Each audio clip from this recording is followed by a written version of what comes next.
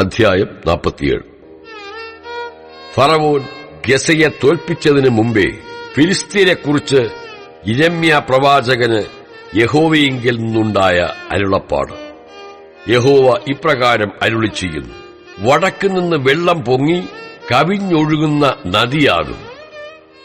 അത് ദേശത്തിന്മേലും അതിലുള്ള സകലത്തിന്മേലും പട്ടണത്തിന്മേലും അതിൽ പാർക്കുന്നവരുടെ മേലും കവിഞ്ഞൊഴുകും.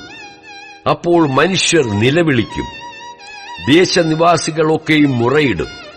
അവന്റെ ബലമുള്ള കുതിരകളുടെ കുളമ്പക്ഷയും അവന്റെ രഥങ്ങളുടെ ഘോഷവും ചക്രങ്ങളുടെ ആരവവും നിമിത്തം ധൈര്യം ക്ഷയിച്ച് അപ്പന്മാർ മക്കളെ തിരിഞ്ഞു നോക്കുകയില്ല.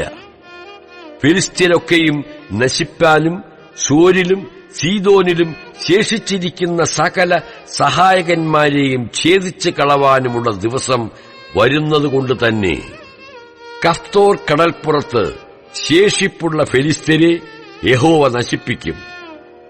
ഗസയ്ക്ക് കഷണ്ടി വന്നിരിക്കുന്നു.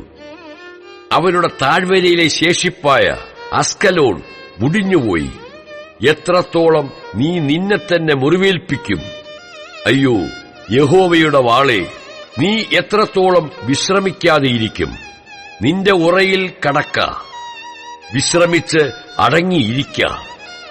അസ്കലോനും സമുദ്രതീരത്തിനും വിരോധമായി യഹോവ കൽപ്പന കൊടുത്തിരിക്കെ അടങ്ങിയിരിപ്പാൻ അതിന് എങ്ങനെ കഴിയും? അവിടേക്ക് അവൻ അതിനെ നിയോഗിച്ചുവല്ലോ.